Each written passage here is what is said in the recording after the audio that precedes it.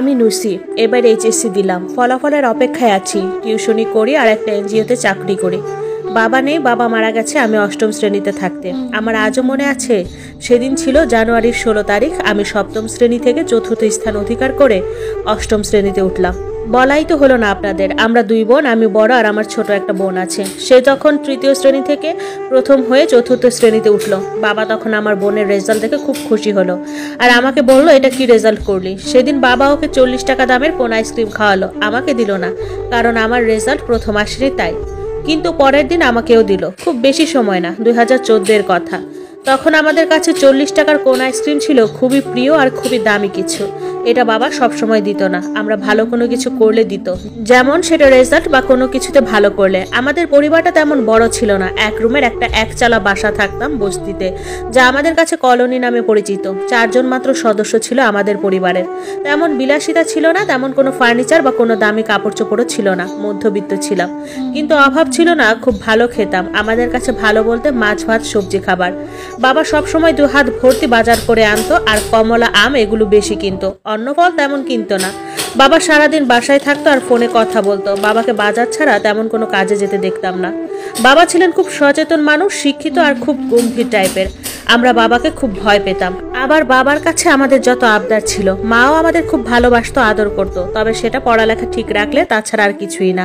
আমি অনেক কনজারভেটিভ পরিবারের সন্তান ছিলাম, হাবাগোবা তেমন কিছুই বুঝতাম না। পড়ালেখা আমার তখন ভালো লাগতো না, কিন্তু আমরা দুই বোন খুবই মেধাবী ছিলাম। আপনারা বিলিভ করবেন কিনা জানি না, আমি সারা বছর তো পড়তামই না, এমনি বই নিয়ে বসে থাকতাম আর পরীক্ষার আগের দিন কেঁদে কেঁদে পড়তাম আর খুবই ভালো রেজাল্ট করতাম। আমার মেধা অনেক ভালো ছিল, একবার পড়লে আমি বানিয়ে বানিয়ে লিখতে পারতাম, আর আমার অনুমান সবসময় সত্যি হতো। এজন্য আমি আমার বান্ধবীদের কাছে খুবই কাছের ছিলাম। স্কুলে বা প্রাইভেটে আমার খুব সুনাম ছিল, আমাকে টিচাররাও খুব আদর করত। আসলে তা এখন বুঝতে পারছি, সব পরিবারের গাইডলাইন।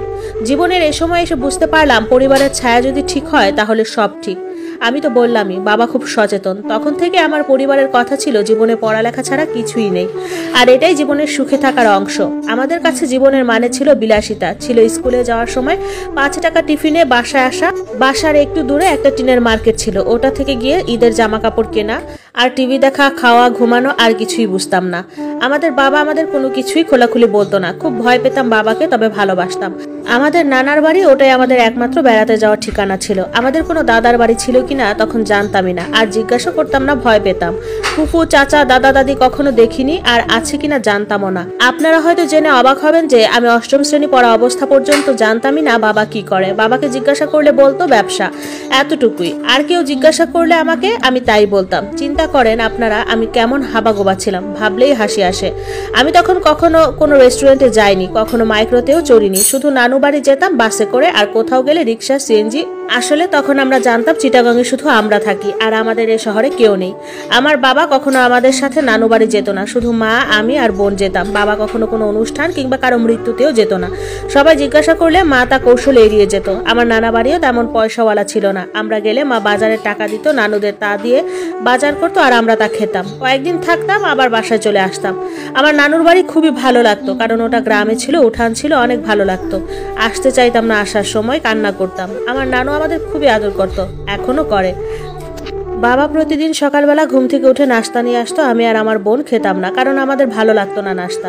আর এখন খেতে ইচ্ছা করলেও খেতে পারি না। মাছ খেতাম না আমরা, ঘৃণা লাগতো, আর এখন মাছ কখন খাইছি ভুলেই গেছি।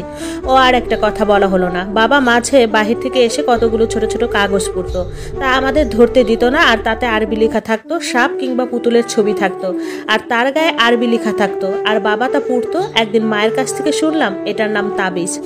অনেক কথাই বললাম, আসলে না বললে বুঝবেন কিভাবে। তো জানুয়ারির 16 তারিখ সকালবেলা আমি 7টায় কোচিংয়ে গেলাম। রেডি হয়ে যাওয়ার সময় দেখলাম বাবা নাস্তা খাইতেছে টিভিতে 7টার খবর দেখে।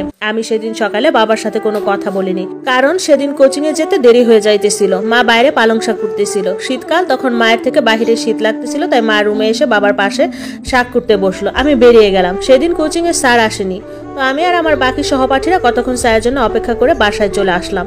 পথে বাবাকে দেখলাম, আমি বাসার রাস্তায় ঢুকলাম। বলে রাখা ভালো, আমাদের বাসাটা ছিল বাজারের কাছে, বাজারে ফেলে তারপর আমাকে বাসায় ঢুকতে হবে। তো আমি দূর থেকে দেখলাম বাবা বাজারের ভেতরে ঢুকছে। আমি তা দেখে বাসায় এসে মাকে বললাম, তারপর আমি কাঁধ থেকে ব্যাগটা রাখলাম। খবর আসলো বাবা বাজারে পড়ে গেছে। মা তাড়াতাড়ি বের হলো। আমার মনে আছে মা উন্না নিতে ভুলে গেছে, বাসা থেকে বের হইতেছিল, আর আমি মাকে আমার উন্না দিলাম। মা আর কয়েকজন লোক মিলে বাবাকে হাসপাতালে নিয়ে গেল। তখন বেলা 10টা শেষ, 11টা বাজতেছে। মা এখনো আসতেছে না। আমার বাবা কেমন আছে তা খবর পাইতেছি না। আমরা 2 বোন আর আমরা বাসায় একা, খুব ভয় লাগতেছিল। মা আসলো একটা সিএনজি করে। মা আসছে আর যে লোকগুলো বাবাকে হসপিটালে নিয়ে গিয়েছিল তারা আসছে, কিন্তু বাবা আসে নাই। তারা বলল বাবা আর নেই, স্ট্রোক করে মারা গেছে। আপনাদের বোঝাতে পারবো না তখন আমাদের কেমন লেগেছে। আমরা হাউমাউ করে কান্না করতে লাগলাম, জিজ্ঞাসা করতে লাগলাম আমার বাবা কই, বাবার লাশ কই। তারা বলল বাবার লাশ নাকি তার ছেলে নিয়ে গেছে। আমি অবাক হলাম। আমরা তো 2 বোন, তাহলে বাবার ছেলে আসলো কোথা থেকে?